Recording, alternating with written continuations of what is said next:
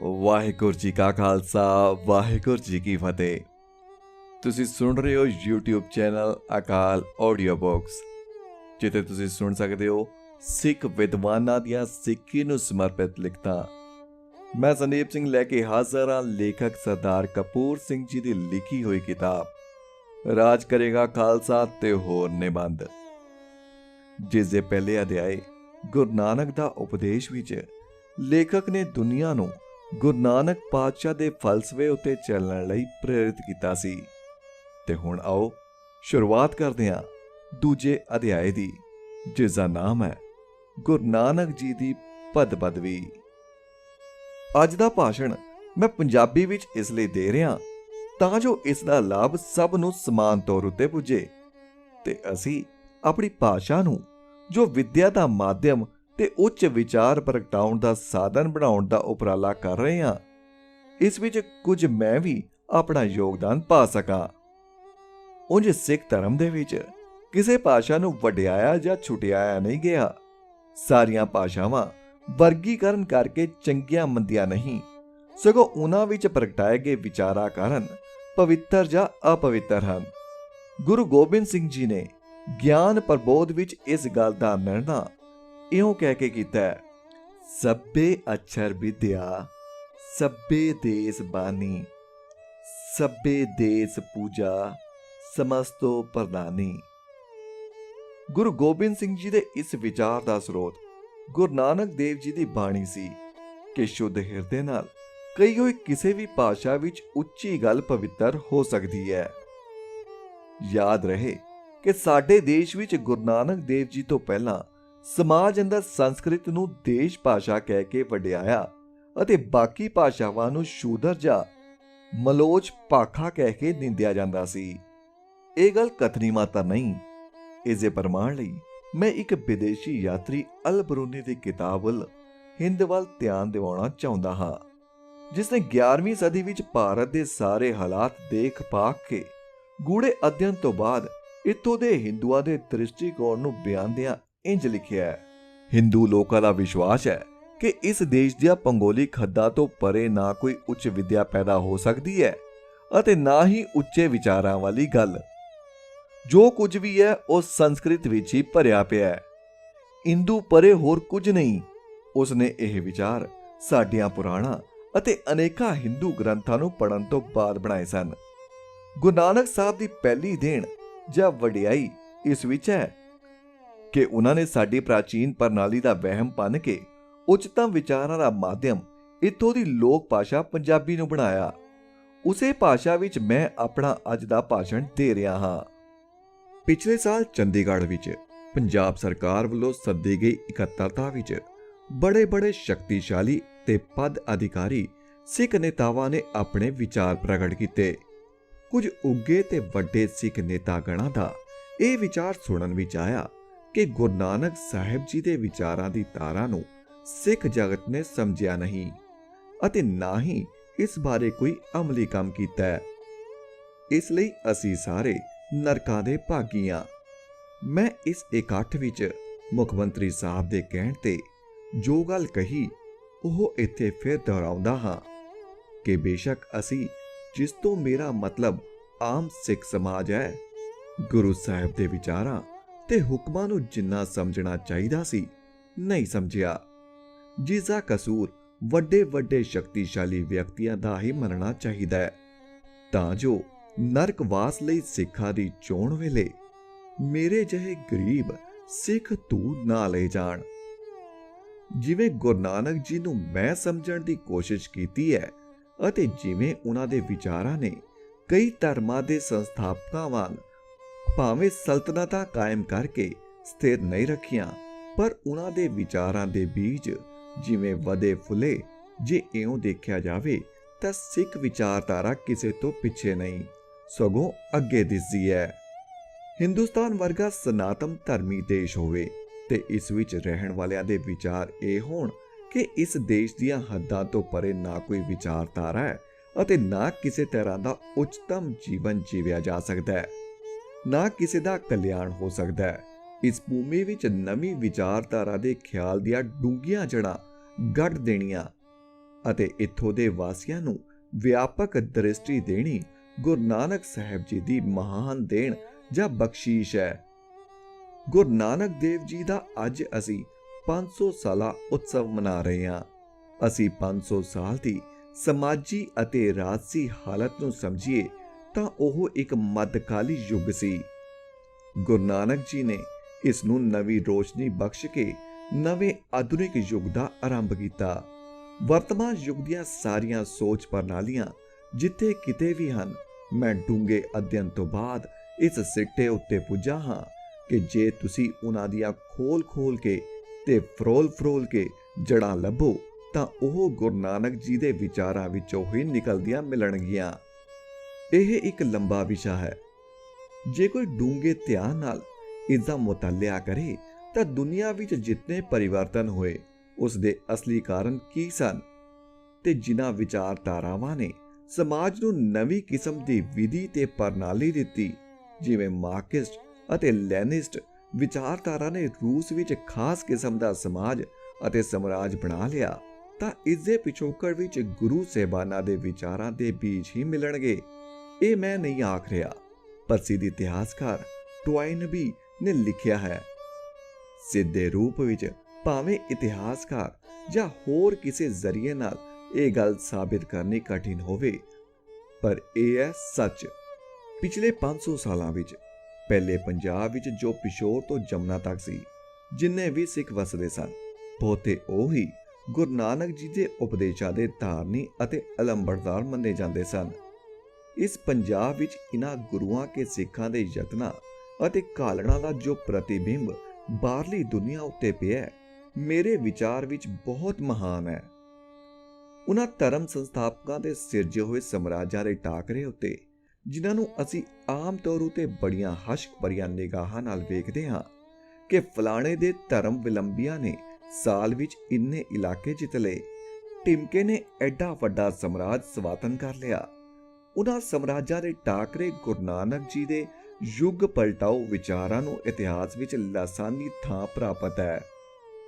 ਅੱਜ ਦੇ ਭਾਸ਼ਣ ਵਿੱਚ ਮੈਂ ਗੁਰੂ ਨਾਨਕ ਦੇਵ ਜੀ ਦੀ ਪਦ ਅਤੇ ਪਦਵੀ ਬਾਰੇ ਵਿਸ਼ੇਸ਼ ਤੌਰ ਉੱਤੇ ਕੁਝ ਆਖਣਾ ਚਾਹੁੰਦਾ, ਕਿਉਂਕਿ ਜਿੰਨਾ ਚਿਰ ਕਿਸੇ ਵਿਅਕਤੀ ਜਾਂ ਹਸਤੀ ਨੂੰ ਇਹ ਜਾਣ ਨਾ ਲਿਆ ਜਾਵੇ ਕਿ ਉਹ ਹੈ ਕੀ, ਹਿੰਦੂ ਕਿ ਮੁਸਲਮਾਨ, ਪੜ੍ਹਿਆ ਕਿ ਅਨਪੜ੍ਹ, ਬ੍ਰਾਹਮਣ ਜਾਂ ਖੱਤਰੀ, ਉਨਾ ਚਿਰ ਅਸੀਂ ਉਹਨਾਂ ਦੀ ਵਿਚਾਰਧਾਰਾ ਨੂੰ ਚੰਗੀ ਤਰ੍ਹਾਂ ਨਹੀਂ ਸਮਝ ਸਕਦੇ।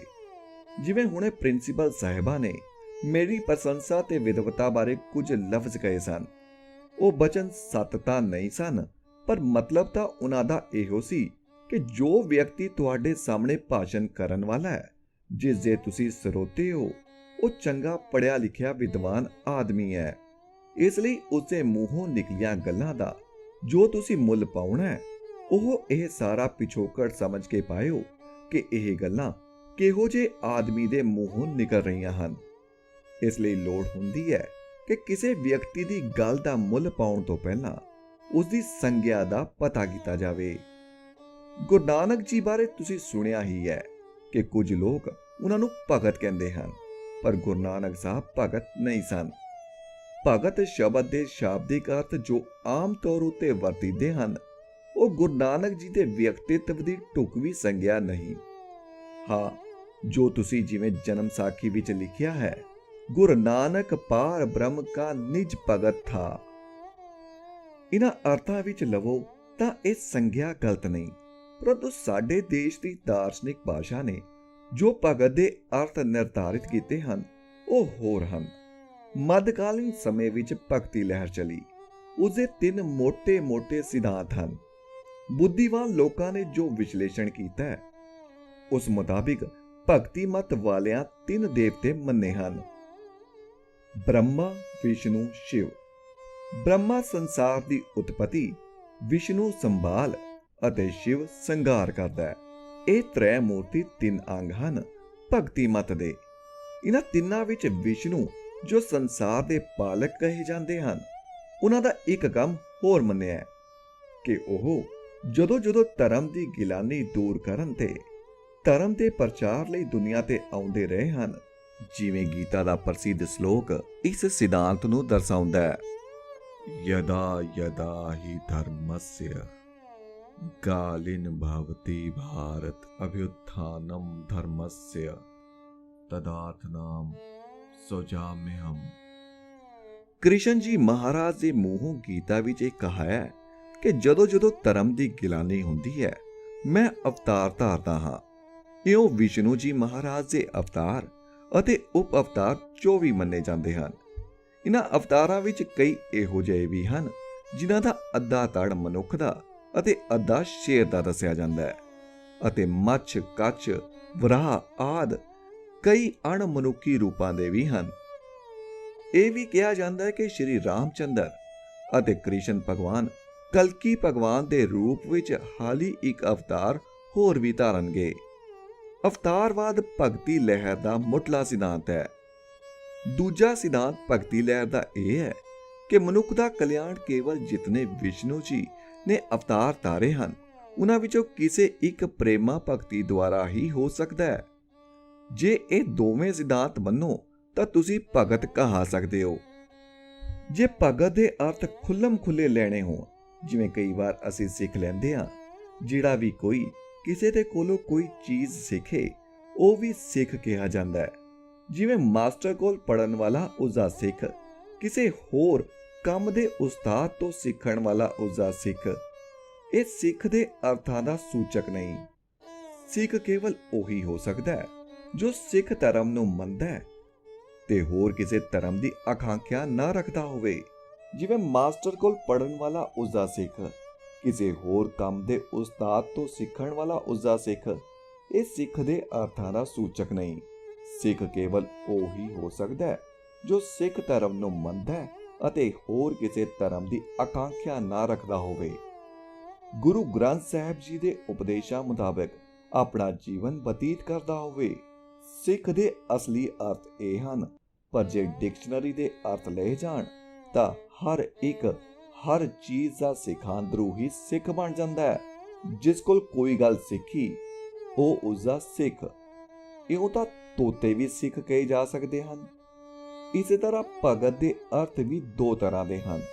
ਇੱਕ ਭਗਤੀ ਮਤ ਦਾ ਧਾਰਨੀ, ਅਵਤਾਰਵਾਦ ਵਿੱਚ ਯਕੀਨ ਰੱਖਣ ਵਾਲਾ, ਜਿਵੇਂ ਰਾਮਾਨੁਜ, ਰਾਮਾਨੰਦ, ਕਬੀਰ, ਰਵਿਦਾਸ ਆਦਿ ਜੋ ਹੋਏ ਹਨ। ਤੇ ਦੂਜਾ ਜਨਮ ਸਾਖੀ ਵਿੱਚ ਦੱਸੀ ਗਈ ਅਕਾਲ ਪੁਰਖ ਦਾ ਨਿਜ ਭਗਤ ਵਾਲੀ ਭਗਤੀ ਦਾ ਧਾਰਨੀ। ਗੁਰੂ ਨਾਨਕ ਜੀ ਅਵਤਾਰਵਾਦ ਨੂੰ ਨਹੀਂ ਮੰਨਦੇ ਸੀ। ਉਹਨਾਂ ਦਾ ਕਥਨ ਹੈ, ਸਦਾ ਸਦਾ ਸੋ ਸੇਵੀਐ ਜੋ ਸਭ ਮੇਂ ਰਹਿ ਸਮਾਏ, ਅਵਰ ਦੂਜਾ ਕਿਉਂ ਸੇਵੀਐ ਜੰਮੇ ਤੇ ਮਰ ਜਾਏ। ਵਿਲਾਇਤ ਵਾਲੀ ਜਨਮ ਸਾਖੀ। ਜਿਨ੍ਹਾਂ ਦੇ ਅਵਤਾਰਵਾਦ ਬਾਰੇ ਇਸ ਭਾਂਤ ਦੇ ਵਿਚਾਰ ਹੋਣ, ਸੋ ਮੁਖ ਜਲੋਂ ਜਿਤ ਕਹਿ ਠਾਕੁਰ ਜੋਨੀ। ਪੈਰੋ ਮੁਹੱਲਾ 5ਵਾਂ, ਪੰਨਾ 1136। ਉਹ ਭਗਤ ਕਿਵੇਂ ਕਹੇ ਜਾ ਸਕਦੇ ਹਨ? ਭਗਤੀ ਦੇ 9 ਰੂਪ ਹਨ। ਉਹਨਾਂ ਵਿੱਚੋਂ ਮੂਲ ਗੁਣ ਪ੍ਰੇਮਾ ਭਗਤੀ ਹੈ, ਜਿਸ ਤੋਂ ਬਿਨਾਂ ਕਲਿਆਣ ਨਹੀਂ ਹੋ ਸਕਦਾ। ਇਸ ਪ੍ਰੇਮਾ ਭਗਤੀ ਦੇ ਸਿਧਾਂਤ ਨੂੰ ਗੁਰੂ ਸਾਹਿਬ ਨੇ ਵੀ ਮੰਨਿਆ ਹੈ। ਸਿੱਖੀ ਸਿਧਾਂਤ ਦੇ ਅਨੁਸਾਰ ਉਭਰਨ ਦੇ ਕਈ ਰਸਤੇ ਹੋ ਸਕਦੇ ਹਨ। ਮਨ ਸ਼ੁੱਧ ਹੋਣਾ ਚਾਹੀਦਾ ਹੈ ਤੇ ਪਰਮਾਤਮਾ ਨੂੰ ਮਿਲਣ ਦੀ ਆਕਾਂਖਿਆ ਤੁਹਾਡੇ ਅੰਦਰ ਪ੍ਰਬਲ ਹੋਣੀ ਚਾਹੀਦੀ ਹੈ। ਤਾਂ ਤੁਹਾਨੂੰ ਸ਼ੁਭ ਕਰਮਾਂ ਦੁਆਰਾ ਗੁਰੂ ਪ੍ਰਾਪਤੀ ਹੁੰਦੀ ਹੈ ਅਤੇ ਗੁਰੂ ਦੀ ਕਿਰਪਾ ਨਾਲ ਤੁਹਾਡਾ ਕਲਿਆਣ ਹੁੰਦਾ ਹੈ। ਸੰਖੇਪ ਵਿੱਚ ਸਿੱਖ ਭਗਤੀ ਭਾਵਨਾ ਦਾ ਇਹ ਸਾਰਾਂਸ਼ ਹੈ, ਜੋ ਉੱਪਰ ਦੱਸੀ ਅਵਤਾਰਵਾਦੀ ਭਗਤੀ ਦੇ ਮਾਰਗ ਨਾਲੋਂ ਬਿਲਕੁਲ ਵਿਲੱਖਣ ਹੈ। ਅੱਜ ਕੱਲ੍ਹ ਹਿੰਦੀ ਸਾਹਿਤ ਰਾਹੀਂ ਗੁਰੂ ਨਾਨਕ ਦੇਵ ਜੀ ਬਾਰੇ ਕਈ ਤਰ੍ਹਾਂ ਦੀਆਂ ਅਜੀਬੋ-ਗਰੀਬ ਗੱਲਾਂ ਸਾਡੇ ਵਿਚਾਰਾਂ ਤੇ ਸ਼ਬਦਾਵਲੀ ਵਿੱਚ ਦਾਖਲ ਹੋ ਰਹੀਆਂ ਹਨ। ਕਈ ਕਿਤਾਬਾਂ ਤੇ ਲੇਖਾਂ ਦੇ ਹੈਡਿੰਗ ਹੀ ਇਸ ਭਾਂਤ ਦੇ ਹੁੰਦੇ ਹਨ, ਜਿਨ੍ਹਾਂ ਵਿੱਚ ਗੁਰੂ ਨਾਨਕ ਦੇਵ ਜੀ ਨੂੰ ਸੰਤ ਜਾਂ ਕਵੀ ਦਰਸਾਇਆ ਗਿਆ ਹੁੰਦਾ ਹੈ। ਅਜਿਹੇ ਕੱਚੀ ਬੁੱਧੀ ਤੇ ਗੁਰੂ ਨਾਨਕ ਦੀ ਪਦ ਪਦਵੀ ਨਾ ਸਮਝਣ ਵਾਲਿਆਂ ਨਾਲ ਕੌਣ ਮੱਥਾ ਮਾਰੇ ਕਿ ਗੁਰੂ ਨਾਨਕ ਦੇਵ ਨਾ ਸੰਤ ਤੇ ਨਾ ਸੰਤ ਕਵੀ ਬਣਦੇ ਹਨ। ਸੰਤ ਦਾ ਪਦ ਅਰਥ ਹੈ ਜਿਸ ਨੇ ਆਪਣੀਆਂ ਮਨੋਕਾਮਨਾਵਾਂ ਨੂੰ ਇਤਨਾ ਸੋਧ ਲਿਆ ਹੋਵੇ ਕਿ ਉਹ ਮੁਕੰਮਲ ਇਨਸਾਨ ਕਿਹਾ ਜਾ ਸਕੇ। ਸੰਤ ਸ਼ਬਦ ਦੇ ਅਰਥ ਦੋ ਪ੍ਰਕਾਰ ਦੇ ਹਨ। ਇੱਕ ਗੁਰਬਾਣੀ ਵਿੱਚ ਜਿੱਥੇ ਸੰਤ ਪਦ ਆਇਆ ਹੈ ਉਹ ਗੁਰੂ ਜਾਂ ਪਾਰ ਬ੍ਰਹਮ ਲਈ ਹੈ।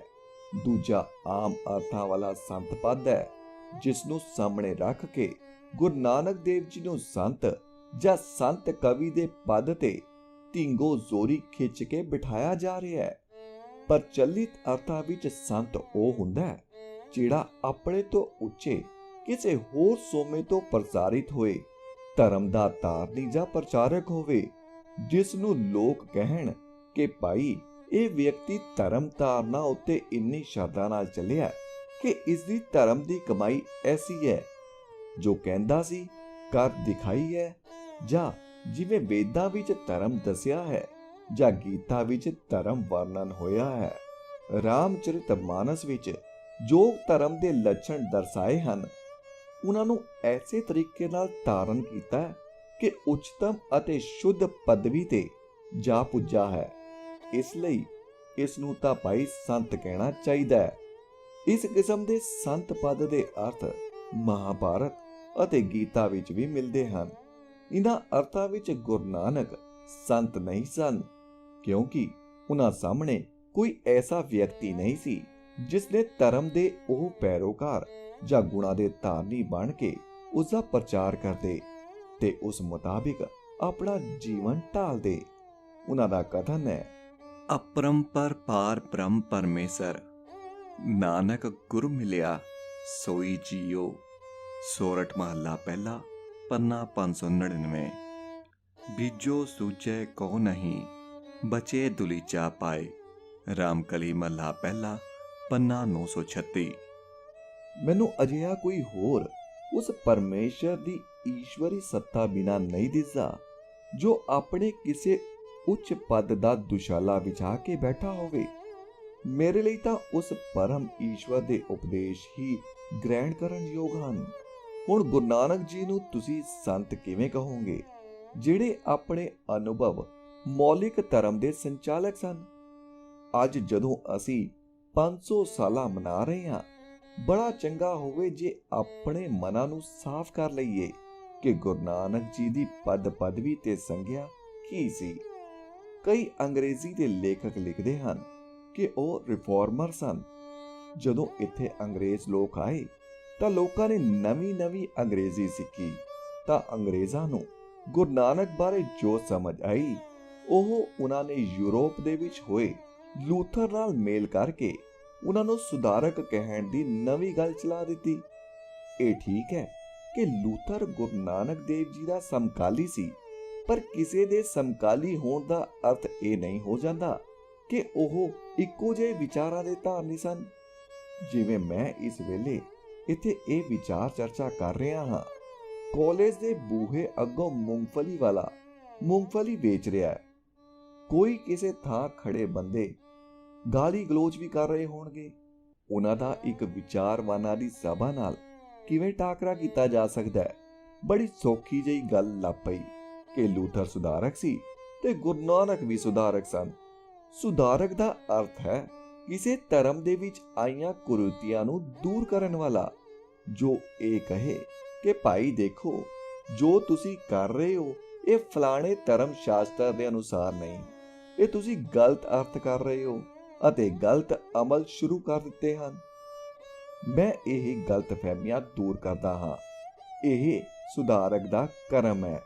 ਗੁਰੂ ਨਾਨਕ ਉਤੇ ਸੁਧਾਰਕ ਹੋਣ ਦੀ ਅਜਿਹੀ ਕੋਈ ਗੱਲ ਢੁਕਦੀ ਨਹੀਂ।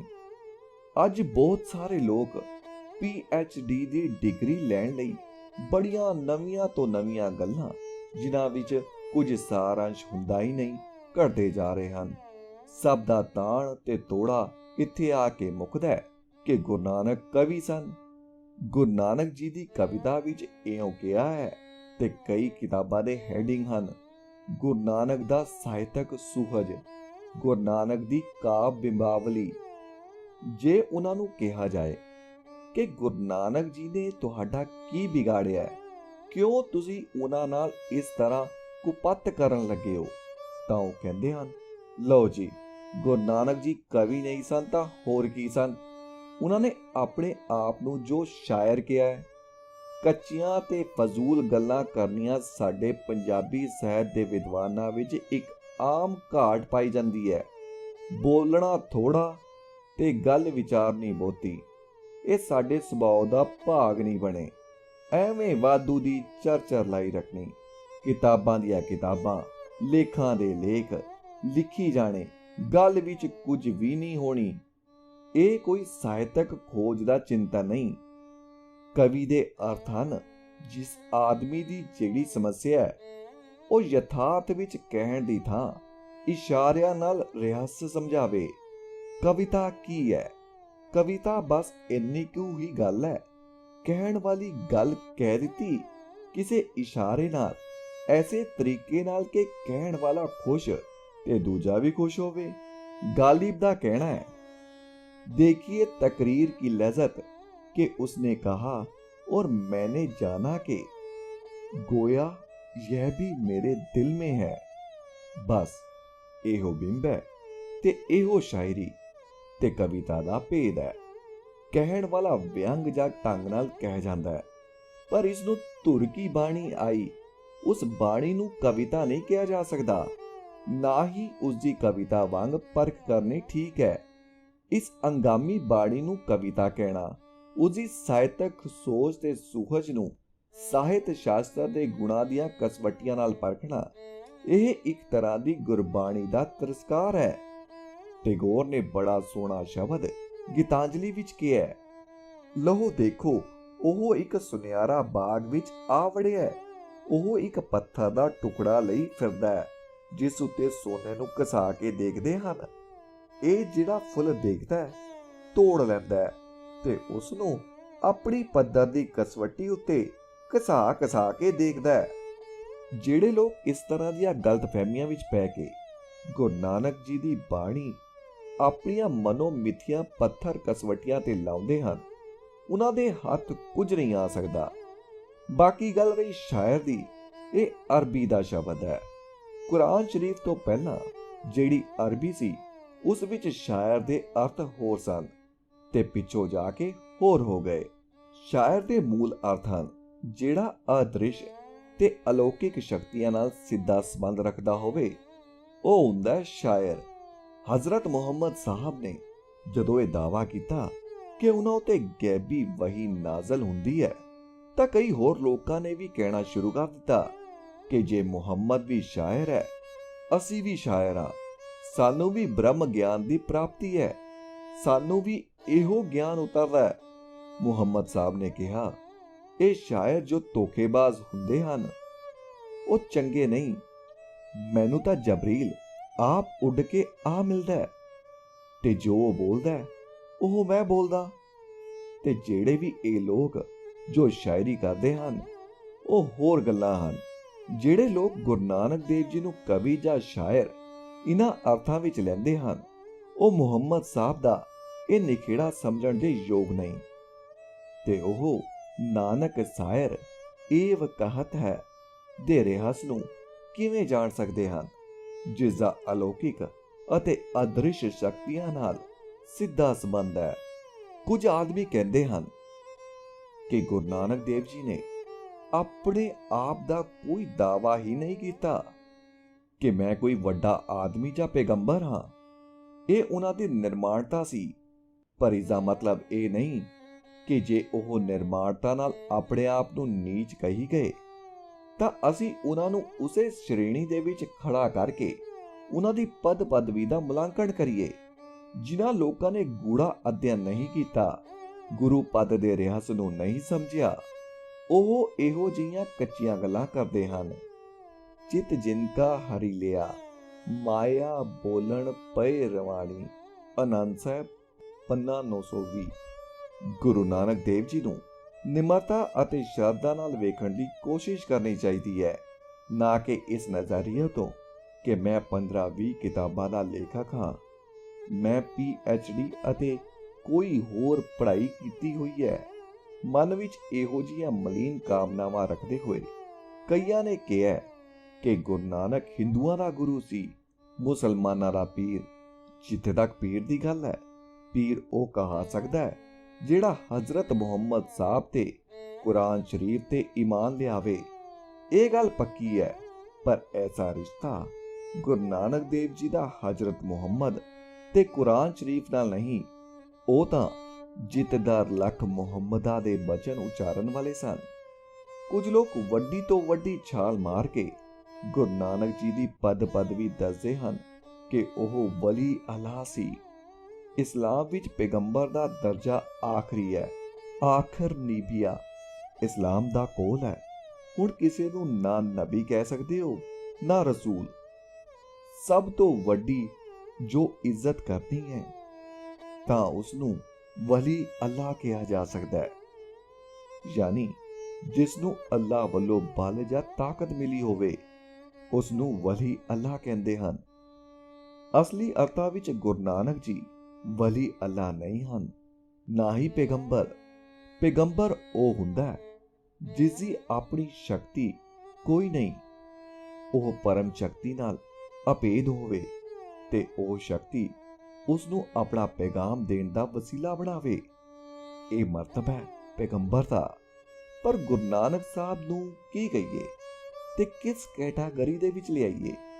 ਉਹਨਾਂ ਦੀ ਬਾਣੀ ਸਮਝਣ ਦਾ ਕਿਵੇਂ ਯਤਨ ਕਰੀਏ ਕਿ ਉਹ ਕਿਸੇ ਮੂੰਹੋਂ ਵਿੱਚੋਂ ਨਿਕਲਦੀ ਹੈ? ਇਸ ਨੂੰ ਕਹਿਣ ਵਾਲਾ ਕੌਣ ਹੈ? ਤਾਂ ਸਾਨੂੰ ਉਹਨਾਂ ਦੀ ਪਦ ਪਦਵੀ ਨਿਸ਼ਚਿਤ ਕਰਨੀ ਹੀ ਪਵੇਗੀ। ਗੁਰੂ ਨਾਨਕ ਦੇਵ ਜੀ ਦੀ ਸੰਗਿਆ ਗੁਰੂ ਚਲੀ ਆਉਂਦੀ ਹੈ। ਗੁਰੂ ਕੀ ਹੈ? ਗੁਰੂ ਕੀ ਚੀਜ਼ ਹੈ? ਗੁਰੂ ਦੇ ਕੀ ਅਰਥ ਹਨ? ਇਸ ਦੇ ਅਰਥ ਅਨੇਕ ਰੂਪ ਵਿੱਚ ਲਏ ਜਾਂਦੇ ਹਨ। ਟੋਕਰੀਆਂ ਬਣਾਉਣ ਵਾਲੇ ਤੋਂ ਲੈ ਕੇ ਵਿਦਿਆ ਪੜਾਉਣ ਵਾਲੇ ਤੱਕ। ਪਰ ਗੁਰੂ ਨਾਨਕ ਜੀ ਅਜਿਹੇ ਕੰਮਾਂ ਦੇ ਗੁਰੂ ਨਹੀਂ। ਉਹਨਾਂ ਦੇ ਗੁਰੂ ਪਦ ਦਾ ਰਿਆਸ ਅਧਿਆਤਮਕ ਅਰਥਾਂ ਨਾਲ ਖੁੱਲਦਾ ਹੈ। ਸਾਡੇ ਦੇਸ਼ ਦੀ ਆਪਣੀ ਪਰੰਪਰਾ ਤੋਂ ਬਾਹਰ ਕੋਈ ਚੀਜ਼ ਬਣਦੀ ਨਹੀਂ। ਜੇ ਅਸੀਂ ਗੁਰੂ ਪਦ ਦੀਆਂ ਪ੍ਰਾਚੀਨ ਜੜ੍ਹਾਂ ਵੱਲ ਜਾਈਏ, ਖੋਜੀਏ ਕਿ ਗੁਰੂ ਪਦ ਦੇ ਅਧਿਆਤਮਕ ਤੇ ਉੱਤਮ ਅਰਥ ਕੀ ਹਨ ਤੇ ਜਿਸ ਪਦਵੀ ਲਈ ਗੁਰੂ ਜੀ ਨੇ ਆਪ ਕਲੇਮ ਕੀਤਾ ਹੈ, ਉਸ ਨੂੰ ਸਮਝੇ ਬਿਨਾਂ ਅਸੀਂ ਉਹਨਾਂ ਦਾ ਮਰਤਬਾ ਨਹੀਂ ਸਮਝ ਸਕਦੇ। ਜਿਵੇਂ ਕਿਸੇ ਅਦਾਲਤ ਵਿੱਚ ਕੋਈ ਮੁਕੱਦਮਾ ਜਾਵੇ, ਕੋਈ ਗੱਲ ਠੀਕ ਤਰੀਕੇ ਨਾਲ ਸਮਝਣੀ ਹੋਵੇ ਤਾਂ ਉਸਦਾ ਪਿਛੋਕੜ ਜਾਣਨਾ ਜ਼ਰੂਰੀ ਹੁੰਦਾ ਹੈ। ਭਗਵਤ ਗੀਤਾ ਸਾਡੇ ਦੇਸ਼ ਦੇ ਫਲਸਫੇ ਦਾ ਮਹਾਨ ਗ੍ਰੰਥ ਹੈ। ਹਿੰਦੁਸਤਾਨ ਦੀ ਸਾਰੀ ਪ੍ਰਤਿਭਾ ਦੀ ਉੱਤਮ ਟੀਸੀ। ਯੂਰਪ ਇਸ ਦੇ ਫਲਸਫੇ ਤੋਂ ਪ੍ਰਭਾਵਿਤ ਹੋਇਆ। ਕਹਿੰਦੇ ਹਨ ਸ਼ਾਸਤਰ ਤੇ ਵੇਦ ਗਾਂ ਦੇ ਥਣ ਹਨ, ਅਰਜਨ ਵੱਛਾ ਹੈ, ਕ੍ਰਿਸ਼ਨ ਜੀ ਚੋਣ ਵਾਲੇ ਹਨ ਤੇ ਗੀਤਾ ਦੁੱਧ ਹੈ। ਆਓ ਇਸ ਮੰਨੇ ਪਰਮੰਨੇ ਗ੍ਰੰਥ ਵਿੱਚ ਗੁਰੂ ਪਦ ਦੇ ਅਰਥ ਲੱਭੀਏ। ਗੀਤਾ ਦੇ ਪਹਿਲੇ ਅਧਿਆਏ ਵਿੱਚ ਹੀ ਇੱਕ ਸ਼ਲੋਕ ਹੈ, ਗੁਰੂਰ ਬ੍ਰਹਮਾ ਗੁਰੂਰ ਵਿਸ਼ਨੂੰ ਗੁਰੂਰ ਦੇਵੋ ਮਹੇਸ਼ਵਰਾ ਗੁਰੂਰ ਸਾਖਸ਼ਾਤ ਪਾਰ ਬ੍ਰਹਮਾ ਤਸਮੈ ਸ਼੍ਰੀ ਗੁਰੂਵੇਹੋ ਨਮః। ਸਪਸ਼ਟ ਹੈ ਕਿ ਤਿੰਨ ਦੇਵਤਿਆਂ ਤੋਂ ਉੱਤੇ ਪਾਰ ਬ੍ਰਹਮ ਹੈ ਤੇ ਉਸ ਦਾ ਸਾਖਸ਼ਾਤ ਰੂਪ ਗੁਰੂ ਹੈ। ਮਨੁੱਖ ਜਾਤੀ ਦਾ ਧਰਮ ਬਣਦਾ ਹੈ ਕਿ ਉਹ ਗੁਰੂ ਦਾ ਸਤਿਕਾਰ ਕਰੇ ਅਤੇ ਗੁਰੂ ਦੀ ਪਦ ਪਦਵੀ ਸਮਝੇ, ਜਿਸ ਦਾ ਕਲੇਮ ਗੁਰੂ ਨਾਨਕ ਸਾਹਿਬ ਜੀ ਨੇ ਕੀਤਾ ਹੈ। ਗੁਰੂ ਨਾਨਕ ਦੇਵ ਜੀ ਨੇ ਗੁਰੂ ਹੋਣ ਦਾ ਦਾਅਵਾ ਆਪਣੇ ਪੰਜ ਭੌਤਿਕ ਸਰੀਰ ਬਾਰੇ ਨਹੀਂ ਕੀਤਾ। ਆਪਣੇ ਸਰੀਰ ਬਾਰੇ ਤਾਂ ਉਹਨਾਂ ਜਿਨ੍ਹਾਂ ਲਫ਼ਜ਼ਾਂ ਵਿੱਚ ਨਿਮਰਤਾ ਦਿਖਾਈ ਹੈ, ਉਹ ਨੀਚ ਤੋਂ ਅਤੀ ਨੀਚ ਤੇ ਕੀਟਨ ਮੈਂ ਕੀਟ ਕਿਹਾ। ਉਹਨਾਂ ਨੇ ਆਪਣੇ ਆਪ ਨੂੰ ਮੂਰਖ ਮੁਗਦਾ ਜਨਮ ਪਿਆ ਵੀ ਕਿਹਾ। ਪਰ ਇਸ ਦੇ ਨਾਲ ਹੀ ਜਿਹੜੀ ਉਹਨਾਂ ਦੀ ਆਤਮਾ ਦੀ ਪਰਮਾਤਮਾ ਨਾਲ ਅਭੇਦਤਾ ਹੈ, ਅਪਰੰਪਾਰ ਬ੍ਰਹਮ ਪਰਮੇਸ਼ਰ ਨਾਨਕ ਗੁਰ ਮਿਲਿਆ ਸੋਈ ਜੀਓ। ਸੋਰਠ ਮਹੱਲਾ ਪਹਿਲਾ, ਪੰਨਾ 599। ਇਹ ਗੁਰੂ ਤੇ ਪਾਰ ਬ੍ਰਹਮ ਨਾਲ ਅਭੇਦ ਹੋਣ ਦਾ ਦਾਅਵਾ ਹੈ ਜੋ ਅੱਜ ਤੱਕ ਕਿਸੇ ਨੇ ਨਹੀਂ ਕੀਤਾ। ਥੋੜਾ ਜਿਹਾ ਇਸ਼ਾਰਾ ਕ੍ਰਿਸ਼ਨ ਜੀ ਦਾ ਕੀਤਾ ਹੋਇਆ ਮਿਲਦਾ ਹੈ ਕਿ ਹੇ ਅਰਜਨ, ਤੂੰ ਮੇਰਾ ਅਸਲੀ ਰੂਪ ਨਹੀਂ ਦੇਖਿਆ। ਗੁਰੂ ਨਾਨਕ ਜੀ ਤੋਂ ਲੈ ਕੇ 10 ਗੁਰੂ ਹੋਏ ਹਨ। ਉਹਨਾਂ ਨੇ ਇਸ ਪਦ ਪਦਵੀ ਦਾ ਦਾਅਵਾ ਕੀਤਾ ਹੈ ਤੇ ਗੁਰੂ ਨਾਨਕ ਜੀ ਬਾਰੇ ਇਹੋ ਦ੍ਰਿੜ ਕਰਵਾਇਆ ਜਿਸ ਦਾ ਭਰਪੂਰ ਸਮਰਥਨ ਗੁਰਬਾਣੀ ਵਿੱਚ ਮੌਜੂਦ ਹੈ। ਮੇਰਾ ਖਿਆਲ ਹੈ ਕਿ ਹੁਣ ਤੁਸੀਂ ਗੁਰੂ ਨਾਨਕ ਜੀ ਦੀ ਪਦ ਪਦਵੀ ਬਾਰੇ ਸੰਗਿਆ ਨੂੰ ਮਨਾਂ ਵਿੱਚ ਰੱਖ ਕੇ ਸੋਚੋਗੇ ਕਿ ਜਿਸ ਗੁਰੂ ਦਾ 500 ਸਾਲਾ ਮਨਾਇਆ ਜਾ ਰਿਹਾ ਹੈ, ਉਸ ਦਾ ਸਥਾਨ ਸਾਡੇ ਮਨਾਂ ਵਿੱਚ ਕਿਹੋ ਜਿਹਾ ਹੋਣਾ ਚਾਹੀਦਾ ਹੈ। ਗੁਰੂ ਨਾਨਕ ਜੀ ਗੁਰੂ ਸਨ। ਜੇ ਉਹਨਾਂ ਨੂੰ ਸੰਤ, ਭਗਤ, ਕਵੀ, ਸ਼ਾਇਰ, ਵਲੀ ਅੱਲਾਹ, ਪੀਰ, ਪੈਗੰਬਰ ਸਮਝ ਕੇ ਜਾਣਨ ਦੀ ਕੋਸ਼ਿਸ਼ ਕਰਾਂਗੇ ਤਾਂ ਹੱਥ ਪੱਲੇ ਕੁਝ ਨਹੀਂ ਆਉਣਾ। ਇਹ ਸਭ ਯਤਨ ਨਿਰਾਰਥਕ ਹੀ ਰਹਿਣਗੇ। ਗੁਰੂ ਨਾਨਕ ਸਾਹਿਬ ਬਾਰੇ ਮੈਂ ਥਿਓਰੈਟੀਕਲ ਪੱਖ ਤੋਂ ਆਪਣਾ ਬਹੁਤਾ ਸਮਾਂ ਖਰਚ ਕੀਤਾ ਹੈ, ਪਰ ਮੈਂ ਦੱਸਣਾ ਚਾਹੁੰਦਾ ਸੀ ਕਿ ਉਹਨਾਂ ਦੀ ਸੰਸਾਰ ਨੂੰ ਦੇਣ ਕੀ ਹੈ। ਬਹੁਤੀਆਂ ਗੱਲਾਂ ਤੇ ਵਿਸਥਾਰ ਕਿਸੇ ਹੋਰ ਸਮੇਂ ਲਈ ਰੱਖਦਾ ਹੋਇਆ ਮੈਂ ਇੰਨਾ ਕੁ ਜ਼ਰੂਰ ਦੱਸਣਾ ਚਾਹਾਂਗਾ ਕਿ ਉਹਨਾਂ ਜੋ ਵਿਚਾਰਾਂ ਸੰਸਾਰ ਨੂੰ ਦਿੱਤੀਆਂ ਉਹ ਬੜੀਆਂ ਨਰੋਈਆਂ ਤੇ ਇੰਨੀਆਂ ਮਜ਼ਬੂਤ ਤੇ ਮੌਲਿਕ ਹਨ ਕਿ ਪਿਛਲੇ 500 ਸਾਲਾਂ ਵਿੱਚ ਜਿੰਨੇ ਵੀ ਸੰਸਾਰ ਵਿੱਚ ਇਨਕਲਾਬ ਆਏ, ਪਰਿਵਰਤਨ ਹੋਏ, ਉਹਨਾਂ ਦੀਆਂ ਜੇ ਜੜ੍ਹਾਂ ਫਰੋਲੀਆਂ ਜਾਣ ਤਾਂ ਤੁਸੀਂ ਹੌਲੀ-ਹੌਲੀ ਜਦੋਂ ਇਹ ਦੇਖੋਗੇ ਕਿ ਇਹ ਵਿਚਾਰ ਕਰੂੰਬਲਾ ਕਿੱਥੋਂ ਤੇ ਕਿਵੇਂ ਫੁੱਟੀਆਂ, ਤਾਂ ਇਸ ਦਾ ਸਿਹਰਾ ਭਾਰਤ ਅਤੇ ਇਸ ਦੇ ਪੰਜਾਬ ਪ੍ਰਾਂਤ ਦੇ ਮਹਾਨ ਗੁਰੂ ਨਾਨਕ ਸਾਹਿਬ ਦੇ ਸਿਰ ਉੱਤੇ ਹੀ ਵੱਜਦਾ ਹੈ। ਗੁਰੂ ਨਾਨਕ ਦੇਵ ਜੀ ਨੇ ਦੁਨੀਆ ਵਿੱਚ ਸਮਾਜਿਕ ਦਰਜਾਬੰਦੀ ਖਤਮ ਕੀਤੀ। ਇਹ ਗੁਰੂ ਨਾਨਕ ਦੇਵ ਜੀ ਨੇ ਪਹਿਲੀ ਵਾਰ ਅਜਿਹਾ ਕੀਤਾ। ਕਈ ਲੋਕ ਕਹਿੰਦੇ ਹਨ ਜਾਤ-ਪਾਤ ਦਾ ਖੰਡਨ ਕਈਆਂ ਹੋਰਨਾਂ ਸੰਤਾਂ ਭਗਤਾਂ ਨੇ ਵੀ ਕੀਤਾ ਹੈ। ਕਬੀਰ, ਰਾਮਾਨੁਜ ਤੋਂ ਲੈ ਕੇ ਬੁੱਧ ਤੱਕ ਦੇ ਨਾਮ ਵੀ ਇਸ ਪ੍ਰਣਾਲੀ ਵਿੱਚ ਲਏ ਜਾ ਸਕਦੇ ਹਨ। ਪਰ ਯਾਦ ਰਹੇ, ਉਹਨਾਂ ਨੇ ਵਰਣ ਆਸ਼ਰਮ ਧਰਮ ਦੇ ਬੰਧਨ ਨਹੀਂ ਤੋੜੇ ਸਨ। ਉਹ ਇਹੀ ਕਹਿੰਦੇ ਸਨ ਕਿ ਕਿਸੇ ਵੀ ਜਾਤੀ ਦਾ ਆਦਮੀ ਹੋਵੇ, ਜਿਹੜਾ ਰਸਤਾ ਉਹ ਦੱਸ ਰਹੇ ਹਨ ਉਸ ਉੱਤੇ ਜੋ ਤੁਰੇਗਾ ਉਸ ਦਾ ਆਤਮਿਕ ਕਲਿਆਣ ਹੋ ਜਾਵੇਗਾ। ਪਰ ਕਿਸੇ ਨੇ ਵਰਣ ਆਸ਼ਰਮ ਦਾ ਨਿਸ਼ੋਧ ਨਹੀਂ ਕੀਤਾ ਜਿਵੇਂ ਗੁਰੂ ਨਾਨਕ ਜੀ ਨੇ ਕੀਤਾ। ਦੂਜੀ ਦੇਣ ਉਹਨਾਂ ਦੀ ਸਾਰੀ ਮਨੁੱਖ ਜਾਤੀ ਨੂੰ, ਚਾਹੇ ਕੋਈ ਕਿਸੇ ਦੇਵਤਾ ਹੋਵੇ, ਆਤਮਿਕ ਕਲਿਆਣ ਦਾ ਸਮਾਨ ਅਧਿਕਾਰ ਨਿਸ਼ਚਿਤ ਕਰਨਾ ਹੈ। ਇਹ ਠੀਕ ਹੈ ਕਿ ਸਾਨੂੰ ਆਪਣੇ ਦੇਸ਼ ਉੱਤੇ ਗੌਰਵ ਕਰਨਾ ਚਾਹੀਦਾ ਹੈ ਕਿ ਅਸੀਂ ਮਹਾਨ ਹਾਂ, ਸਾਡਾ ਗਿਆਨ ਮਹਾਨ ਹੈ, ਪਰ ਇਹ ਸਮਝਣਾ ਕਿ ਭਾਰਤ ਭੂਮੀ ਤੋਂ ਪਰੇ ਨਾ ਕੋਈ ਉੱਤਮ ਗਿਆਨ ਹੈ ਅਤੇ ਨਾ ਹੀ ਆਤਮਿਕ ਕਲਿਆਣ ਦਾ ਸਾਧਨ ਕੋਈ ਨਰੋਇਆ ਵਿਚਾਰ ਨਹੀਂ। ਇਸ ਸੋਚ ਨੇ ਸਾਨੂੰ ਬਾਕੀ ਦੁਨੀਆ ਨਾਲੋਂ ਤੋੜ ਰੱਖਿਆ ਸੀ। ਉਹਨਾਂ ਨੇ ਜੋ ਗਿਆਨ ਦਿੱਤਾ ਅਤੇ ਜਿਸ ਕਿਸਮ ਦੇ ਵਿਚਾਰ ਭਾਰਤ ਭੂਮੀ ਤੋਂ ਬਾਹਰ ਜਾ ਕੇ ਦੂਜੇ ਦੇਸ਼ਾਂ ਵਿੱਚ ਪ੍ਰਚਾਰੇ, ਉਸ ਤੋਂ ਪ੍ਰਗਟ ਹੈ ਕਿ ਉਹਨਾਂ ਦਾ ਨਜ਼ਰੀਆ ਕੇਵਲ ਭਾਰਤ ਭੂਮੀ ਦੇ ਲੋਕਾਂ ਦੇ ਕਲਿਆਣ ਲਈ ਨਹੀਂ, ਸਗੋਂ ਸੱਚੇ ਅਰਥਾਂ ਵਿੱਚ ਸਰਬੱਤ ਦੇ ਭਲੇ ਵਾਲਾ ਸੀ। ਗੁਰੂ ਨਾਨਕ ਦੇਵ ਜੀ ਦੀਆਂ ਯਾਤਰਾਵਾਂ ਨੇ ਸੰਬੰਧਿਤ ਦੇਸ਼ਾਂ ਦੇ ਲੋਕਾਂ ਦੀ ਇਹ ਸੋਚ ਪੰਨੀ ਜੋ ਕੁਝ ਖੂਹ ਦੇ ਡੱਡੂ ਵਾਂਗ ਆਪਣੇ ਆਪ ਨੂੰ ਉਹ ਸਮਝ ਰਹੇ ਹਨ। ਇਸ ਤੋਂ ਪਰੇ ਅਪਾਰ ਸੰਸਾਰ ਹੈ। ਸਾਡੀ ਤੰਗ ਦਿਲੀ ਸੋਚ ਨੇ ਜੋ ਬਾਹਰਲੀ ਦੁਨੀਆ ਦੀਆਂ ਨਵੀਆਂ ਕਾਢਾਂ ਤੇ ਸੋਚਾਂ ਤੋਂ ਰੋਸ਼ਨਦਾਨ ਤੇ ਦਰਵਾਜ਼ੇ ਖਿੜਕੀਆਂ ਬੰਦ ਰੱਖੇ ਸਨ, ਗੁਰੂ ਨਾਨਕ ਜੀ ਨੇ ਖੋਲ ਕੇ ਸਾਨੂੰ ਦੂਰ ਦ੍ਰਿਸ਼ਟ ਬਣਾਇਆ ਹੈ। ਉਸ ਦਾ ਫਲ ਹੈ ਕਿ ਭਾਰਤ ਵਾਸੀਆਂ ਵਿੱਚ ਮੁੜ ਆਜ਼ਾਦ ਹੋਣ ਦੀ, ਆਪਣੀ ਸਭਿਅਤਾ ਦੇ ਗੌਰਵ ਨੂੰ ਵਧਾਉਣ ਦੀ ਰੁਚੀ ਉਤਪੰਨ ਹੋਈ, ਜਿਸ ਕਾਰਨ ਭਾਰਤ ਦੀ ਆਜ਼ਾਦੀ ਦੀ ਲੜਾਈ ਦਾ ਮੁੱਢ ਬੱਝਾ। ਉਹਨਾਂ ਨੇ ਇਹ ਵੀ ਇੱਕ ਨਰੋਇਆ ਵਿਚਾਰ ਦਿੱਤਾ ਹੈ ਕਿ ਰਾਜਸੀ ਸ਼ਕਤੀ ਉੱਤੇ ਕਿਸੇ ਦਾ ਜਮਾਂਦਰੂ ਹੱਕ ਨਹੀਂ ਹੋ ਸਕਦਾ। ਇਸ ਉੱਤੇ ਸਭ ਦਾ ਹੱਕ ਹੈ। ਜੇ ਇਹ ਵਿਚਾਰ ਨਾ ਦਿੱਤੇ ਜਾਂਦੇ ਤਾਂ ਨਾ ਕੋਈ ਨਰੋਇਆ ਧਰਮ ਉਤਪੰਨ ਹੋ ਸਕਦਾ ਸੀ ਤੇ ਨਾ ਹੀ ਸਮਾਜ ਦੀ ਸਿਰਜਣਾ ਕੀਤੀ ਜਾ ਸਕਦੀ ਸੀ, ਕਿਉਂਕਿ ਲੋਕ ਰਾਜ ਦੇ ਹੁਕਮ ਨੂੰ ਹੀ ਪਰਮਾਤਮਾ ਦਾ ਹੁਕਮ ਮੰਨਦੇ ਸੀ। ਉਹਨਾਂ ਨੇ ਰਾਜਿਆਂ ਅਮੀਰਾਂ ਤੋਂ ਨਿਸੰਗ ਹੋ ਕੇ ਆਪਣੇ ਸੁਤੰਤਰ ਵਿਚਾਰਾਂ ਦੀ ਨੀਂਹ ਧਰੀ ਅਤੇ ਥਾਂ-ਥਾਂ ਤੇ ਇਹਨਾਂ ਹੁਕਮਰਾਨਾਂ ਨੂੰ ਵੰਗਾਰਿਆ। ਹੁਕਮ ਕੀਏ ਮਨ ਪਾਵਦੇ, ਰਾਹ ਪੀੜੇ ਅੱਗੇ ਜਾਵਣਾ। ਵਾਰ ਆਸਾ ਮਹੱਲਾ ਪਹਿਲਾ, ਪੰਨਾ 470। ਇਹ ਵੱਡੇ ਵਿਚਾਰ ਸਨ ਜੋ ਗੁਰੂ ਨਾਨਕ ਸਾਹਿਬ ਨੇ ਦਿੱਤੇ, ਜਿਨ੍ਹਾਂ ਕਰਕੇ ਸਾਡੇ ਦੇਸ਼ ਦਾ ਆਧੁਨਿਕ ਸੰਸਾਰ ਨਾਲ ਅਗਵਾਈ ਵਾਲਾ ਸੰਬੰਧ ਕਾਇਮ ਹੋਇਆ। ਪਹਿਲਾ, ਗੁਰੂ ਨਾਨਕ ਦੇਵ ਜੀ ਨੇ ਸਾਡੇ ਸਮਾਜ ਵਿੱਚੋਂ ਦਰਜਾਬੰਦੀ ਖਤਮ ਕੀਤੀ। ਦੂਜਾ, ਸਾਨੂੰ ਆਪਣੀ ਭਾਰਤ ਭੂਮੀ ਤੋਂ ਬਾਹਰ ਦੇ ਲੋਕਾਂ ਨਾਲ ਮੋਢਾ ਟਾ ਕੇ ਤੁਰਨ ਦੀ ਪ੍ਰੇਰਨਾ ਕੀਤੀ। ਤੀਜਾ, ਰਾਜਸੀ ਸ਼ਕਤੀ ਸਭ ਲਈ ਇੱਕ ਸਮਾਨ ਦੇ ਵਿਚਾਰਾਂ ਦੇ ਬੀਜ ਬੀਜੇ। ਇਹ ਹਨ ਨੁਕਤੇ ਜੋ ਉਹਨਾਂ ਨੇ ਜੀਵਨ ਤੇ ਵਿਚਾਰਾਂ ਦੇ ਅਧਿਐਨ ਤੋਂ ਅਸੀਂ ਲੱਭ ਸਕਦੇ ਹਾਂ।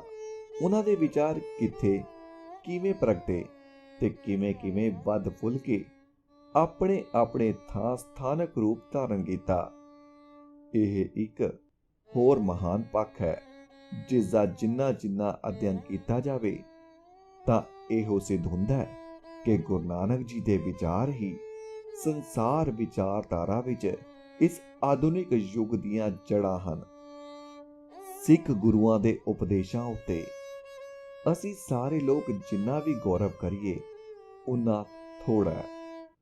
ਅਕਾਲ ਚੈਨਲ ਦੇ YouTube ਚੈਨਲ ਅਕਾਲ ਆਡੀਓ ਬੁੱਕਸ ਤੇ ਤੁਸੀਂ ਸੁਣ ਰਹੇ ਸੀ ਲੇਖਕ ਸਰਦਾਰ ਕਪੂਰ ਸਿੰਘ ਜੀ ਦੀ ਲਿਖੀ ਹੋਈ ਕਿਤਾਬ ਰਾਜ ਕਰੇਗਾ ਖਾਲਸਾ ਤੇ ਹੋਰ ਨਿਬੰਧ ਦਾ ਦੂਜਾ ਅਧਿਆਇ ਗੁਰੂ ਨਾਨਕ ਜੀ ਦੀ ਪਦ ਪਦਵੀ, ਜਿਸ ਵਿੱਚ ਲੇਖਕ ਨੇ ਗੁਰੂ ਨਾਨਕ ਸਾਹਿਬ ਬਾਰੇ ਜੋ ਅੱਜ ਕੱਲ੍ਹ ਦੇ ਵਿਦਵਾਨ ਧਾਰਨਾ ਬਣਾ ਕੇ ਬੈਠੇ ਹਨ, ਜੋ ਆਪਣੇ ਮੁਤਾਬਕ ਗੁਰੂ ਨਾਨਕ ਪਾਤਸ਼ਾਹ ਨੂੰ ਸੁਧਾਰਕ, ਕਵੀ, ਸ਼ਾਇਰ ਜਾਂ ਕੁਝ ਹੋਰ ਸਮਝੀ ਬੈਠੇ ਹਨ, ਉਹਨਾਂ ਦੇ ਭੁਲੇਖੇ ਦੂਰ ਕਰਨ ਦੀ ਕੋਸ਼ਿਸ਼ ਕੀਤੀ ਹੈ।